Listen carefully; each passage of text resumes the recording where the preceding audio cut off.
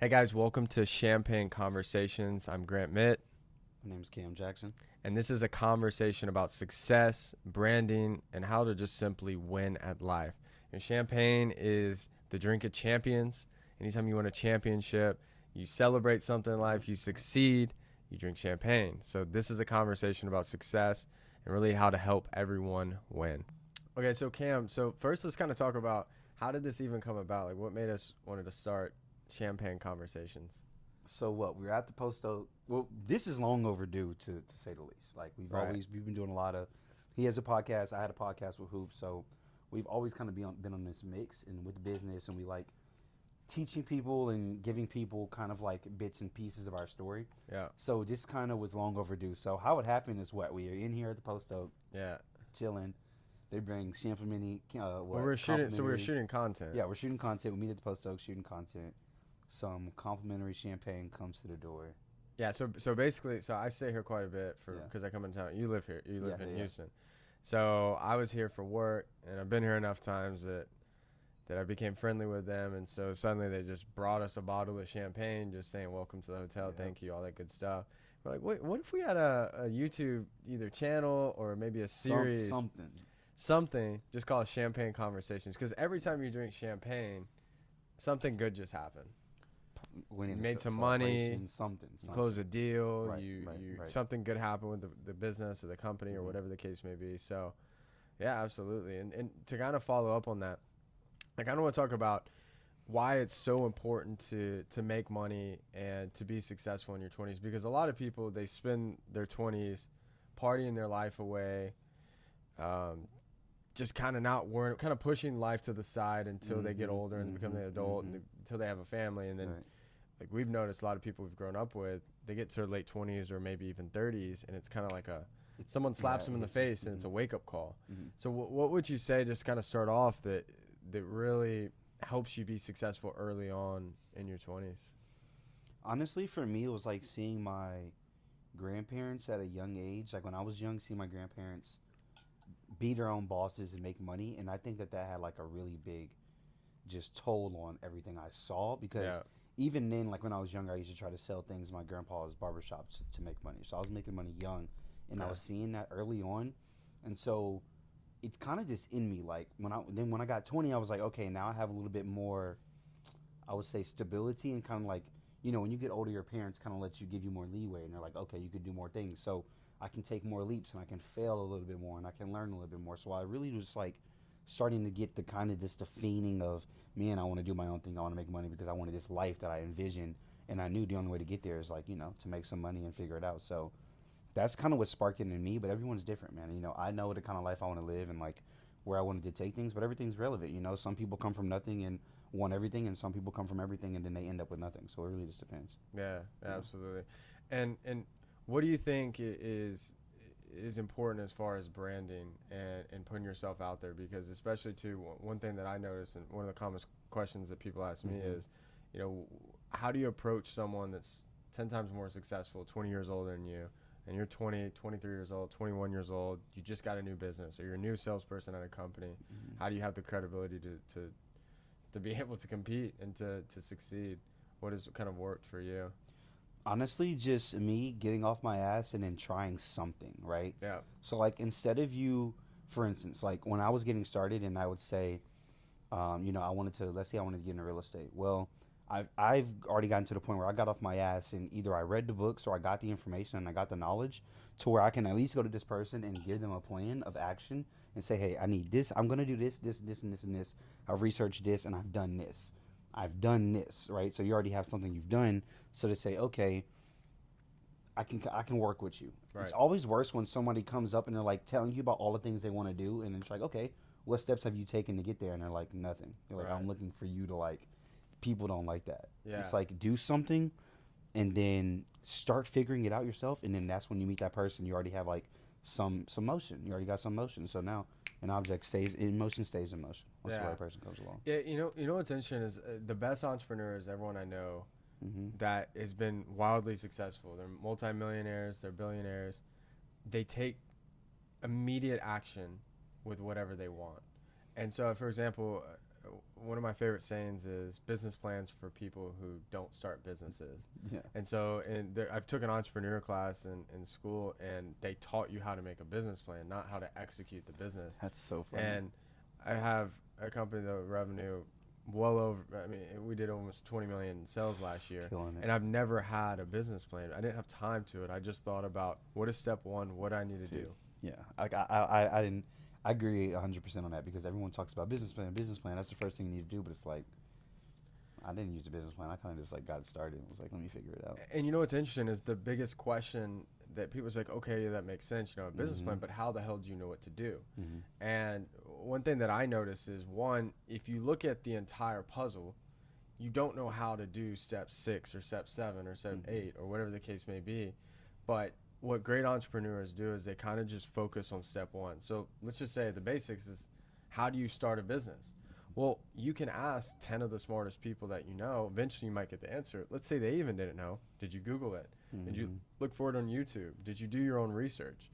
And each level you kind of start figuring things out, or you come across and meet people who do. Yeah, exactly. And you can add that to your resume and to your knowledge base, so you can apply it to your business and be successful. What do you say to somebody that can't find their first step, and they're like, Grant, I've listened to all the podcasts, I've read all the books, I've watched all the gurus, and I just don't know where to start? Like, what would you say to that kind of person? Well, that's the problem. They just got to start. So the best thing I would say is, people get caught up and they think that they have to just be wildly passionate about what they do. And oddly, I found that many times people that I've known or met that their work is their full life passion, it kind of diminishes their passions. Because think about if, you know, you're a college coach, whatever the case may be, and you loved football, you loved baseball, but now all you do is 24/7 away from your family, is your full life is just that sport. When you're on your off day, do you want to do more football? No, you probably want to relax. You want to go play some golf, you know, kick at the house, go see friends. And so instead, I think it's more concerned. It's like, do what creates the lifestyle you want and take as much action as possible. So if you have 5 ideas, start with the one that makes the most sense. Start today, mess it up, figure it out, do something different. But if it's your 6 months versus my 6 months, and you're planning to beat me and you want to beat me, you need to go way faster than I ever could and learn at a much quicker rate, compared to me just waiting for this perfect opportunity, this perfect situation. And that's why it's like the books and all that stuff, it's just potential power. It's not going to suddenly make you rich unless you utilize that information. You mean to lean you action on it? Okay, yeah. Exactly. And what would you say as far as just relationships? And I'm not even necessarily only talking about like who you're dating girl-wise or whatever the case may be, but you know, we grow up. It's unfortunate, but you grow up with so many different people you play sports with and you're friends with, and maybe they don't have the same interests, and life happens and people kind of part ways or whatever. How important is it to get rid of toxic people, and what have you kind of experienced of people coming in and out of your lives over the last 5-6 years? So funny, because that's something that plays a part in your life a lot, and you don't even really notice it. So like when I think of that, like when you just said that, I thought back to like high school, and I really didn't care about who I was around, and like there are certain people that you knew that you shouldn't be around, that negative energy, and there's people that aren't doing what you want to be doing. But like when you're so young like that, you're just like, you know, you just think that this is just what it is. It's like, as of the recent years, I've seen, like, I'll go back and I'll reflect, and I'll be like, man, at this time, this person, I would have never hung out with them again. Like, I wish I knew what I knew now. And then back then I was like, man, I would have never hung out with that person again. Or I would have distanced myself from them immediately because of, you know, the impact that they had on my life, whether it was negative or positive. Yeah. So at this point, it's not even like, what value do you bring? It's definitely what value do you bring. But a lot of times it's like, I want to keep somebody positive around me more than negative. So supportive that's in your corner. Yeah, you need somebody in your corner at all times. Because even if they don't have more in it. Because to me, it's not like I'm looking at someone like a transaction, but is this person really rooting for me like I'm rooting for them? Like, perfect example is when we were talking, this is like a year ago, me and Gern are talking, and he's telling me his goals with social media, I'm telling him mine, and like a regular person would have thought it was crazy. Like, we were like, yeah, man, we want to get 100,000, we had like 20,000 in. We were like, man, we're Yeah. trying to get 100,000 in a couple months. Yeah, yeah, yeah. And then, you know, I'm like, shit, I think it can happen in a couple days. You like, shit, now me too. And we started it's just like, strategizing. We started strategizing how to do it, and it's like we were in each other's corner, and we were able to feed off each other Right. so easy. But if you have somebody that was on the opposite end of that phone call saying, man, I want to get 100,000 followers, and they're like, and you have 20, like it was so hard for you to get 20, maybe not 2 months, they probably take you like 2 years. People like that, you're not saying what I want you to hear. Not even just because you're just like saying what I want to hear, but it's just like at the same time, you need to believe in me like I believe in me. And not that we're just gonna do something that's unrealistic Right, and we're right, just right, saying right. random stuff, but it's like, no, it can't happen. All right, And what it if did we happen. adjust this? What if we start doing it this way? And really, really important things. And you know what I noticed is it's really easy to meet really high quality people when you live, you go eat, and you surround yourself in Yep. places that those people go. And it's Yep. really easy to meet and be around really bad, negative people when you live and surround yourself with bad people and bad environments and bad parts of wherever you live. And 100%. and you know, the best thing that I think I ever did was when I was sleeping on my mom's couch and I was broke and I was down and out. That whole year I got a sales job and I finally started making good money and I saved up. My goal was to go live in the nicest high rise in downtown Houston. And I remember each time, it was 2 times in a row that, and the next one was on Post Oak in Houston, right down the street from here. Hanover Boulevard Place, beautiful place. Yep, that's a Travis nice one. Scott That's a lived nice at one. the Penthouse. Everyone was super successful. There's Ferraris everywhere. I didn't even really network, but each time I was like, this is like $500 more than I want to spend. And each time I more than doubled or tripled my income because I was in such a peaceful, harmonious environment that was around winners. Yeah. I wasn't getting woken up in the middle of the night by screaming people, yelling, ratchet craziness. Right. It was successful, positive people. And so I went into that environment and instantaneously had to elevate just to be a normal You person. leveled up, right? Just off that experience. Yeah, it's Right. huge. Yeah, just off the experience. And so I think it's important that in your 20s is positioning and proximity is probably the most important thing when it talks to like the actual true chances of you being successful. If you go hang out with 5 people who are unbelievably successful in their careers, they have great friend groups, you're probably going to be the 6th. Dude, you're not lying. It's so funny. When you just said that, hanging around like close proximity, being in the wrong place at the wrong time is that exactly, right? Yeah. If you're around the right people you could be around the right people and you meet somebody and that person changes your life. Or you can be around the wrong people.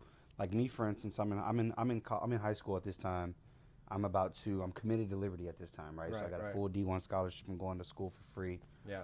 All I got to do is graduate. I got like 1 more month of school. All I got to do is graduate. Not even. We got graduation the next day. This is like the last week of school. All I got to do is graduate, get my paper, and now I'm in school D1 going to school for free. I'm hanging out with a jackass and 2 other jackasses. And you know Jordan. Yeah. JB. Yeah. Well, maybe we'll edit it, whatever. I really don't care. I'm hanging out with some people that didn't have my best interests. We're riding around. We get pulled over. There's weed in the car. He doesn't claim it. Now we're all arrested. Oh my God. And now I got a full ride scholarship. I'm about to go to school. Graduation to get my diplomas the next day. I couldn't walk into graduation. Oh my God. Had to call up my coaches and was like, look, man, this is what happened. Blah, blah, blah. But that's all I say. That to say being around the wrong people at the wrong time. It could it could change it could alter everything of your life. A dynamic. And you know what's interesting is like being around the right people in the right environments too. It's not always because you need to meet the right person. It's just if you sit in first class one time, you're gonna think, how do I stay in first class? Yeah, if I you don't go want to be in the back again. You're like, I don't want to walk back there again. You stay in a 5-star hotel, or even let's say it's like, well, Grant, I have no money. I'm a broke college kid, or I come from nothing. And for example, when I lived in Brooklyn, New York, I lived in it felt like a 2x4 with 4 or 5 of my different teammates, depending on the time. Tell me about that. So what I would do is I would get on the subway, which was $5, whatever it was, and I would go all the way to Fifth Avenue, by Trump Tower, by the Plaza Hotel, by Central Park, and I would just go out, just go get a coffee, go get a water, go get something, just to be in an environment that makes me kind of go, how do I get out of this situation? How do I be someone that's staying at this hotel? How do I be in these environments and it's just a normal Tuesday? And when I started thinking like that, that's when I started becoming the person that it would take to actually be able to produce stuff like that, so I didn't have to live, the life that I was currently living in. That was like for me, that was like when I was living in Baton Rouge, Louisiana. And, no diss to Louisiana or Baton Rouge at all, but Houston and Baton Rouge are so different, right? So it's like in Baton Rouge, I had my house and I loved it, but the city's different, it's different sounds, it's different views. And I moved out to Houston, it's like when I'm waking up in the morning and I'm seeing the city from my balcony, I'm like, I got to go get it. Like you're seeing all of these balconies and you're seeing all these buildings and Ferraris from your balcony, and you're just seeing more and you just want to be more. Yeah. So for me, it was like when I came to Houston and I was like seeing these things and I was feeling like I was getting back to myself, and I was like, oh yeah, I'm back in the area. I'm back where people were doing it, people were making it happen. So Yeah. that's definitely your surroundings. Yeah, it makes you think bigger, and it makes you have a different perspective. Because all it needs is you need like a seed. You need a thought to kind of start changing your situation and really start making something happen. Yeah, I agree. But To be honest, how I knew I was going to be successful was like I always knew I had influence on people. So like at a very, very young age, like my teachers always told my parents, like, not like really on the class clown, kind of on a class clown, but like they were like, he distracts the whole class. They're like, everyone tunes into him, buys in. Like I've been doing that so young. So like at those times, I always knew, I was like, man, people follow me for a reason. Like I was like a little ass kid doing whatever I wanted to. I was like, people are gonna follow me. I'm riding around in Corvettes and I'm like 3 years old. I'm doing stuff kids aren't doing, like my grandparents and shit. It was just like I was just doing all kinds. I was just like, I want this. I'm gonna have this. yeah. Like as a little kid, I remember that vividly. And so Yeah. the older I got, just started just to kind of. It just started, with sports. You know how we are with sports. I mean, we thought we were going to the league, so we always thought we were going to be successful in that. Yeah. So then once we saw, like, okay, unsuccessful in that, we were like, all right, what's something else that we can, like, be successful in or get it? So, I mean, I feel like I was always going to be successful. It was just all about, like, having the right people around me and then continuing to get better in myself. Yeah. And I'm still not as successful as I'd like to be. Yeah. I mean, I'll never forget my 6th grade math teacher called my parents and was like, the problem with Grant is he can start a conversation about anything and it's distracting for the class. It's like, that made me build a multi-million-dollar company, but I'm sitting in D Hall or I'm getting ISS and having to stay after class of doing something that can really make a difference in the world, right? So each kid's different, but they'll say anything. But yeah, I always kind of knew I was going to be successful. To be honest, I didn't know what I was going to do. Like once I didn't know I was going to the league, like I figured like that was like not the plan anymore. I was like, damn, like what am I going to do? If I wasn't doing this, I'd be like, I don't know what I'd be doing. Like if I didn't have like a route or just like was lazy, I don't know. Like I'd probably be like selling cars. Not to say that's a bad thing to do, but I mean, I'd probably just try to use my personality and sell cars or some shit. Yeah, I never really dwelled on sports.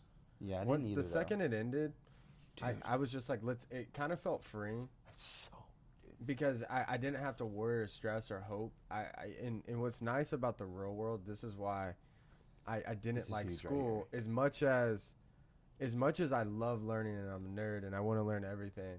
I wasn't constrained to the way that they wanted me to be. If I messed up or if I succeeded, it was truly just on me.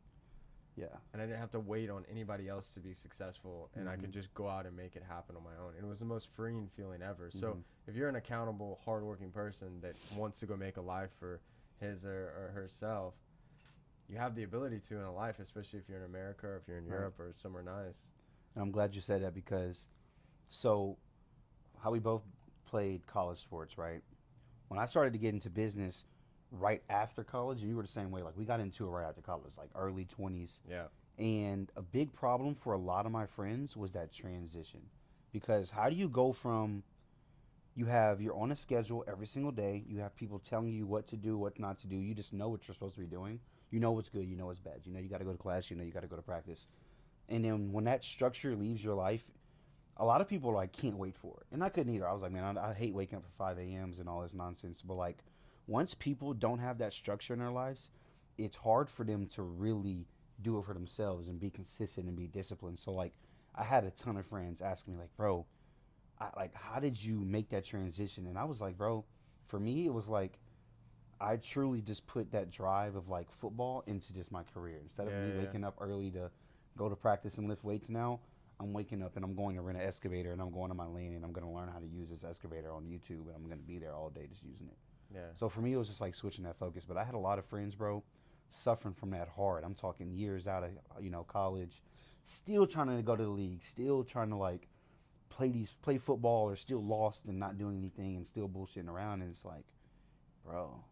And that's because what's interesting is I love sports. You love sports. I do, but I think more than anything, people love what they think sports can bring them. Or, for example, like let's say when they're like, "Oh, I'm passionate about X, whatever that thing is," they think it's gonna bring them a certain feeling or lifestyle. It's not the object itself that they're actually going after. And so, and that's what I kind of realize is, I'm in solar and I'm in a few other things.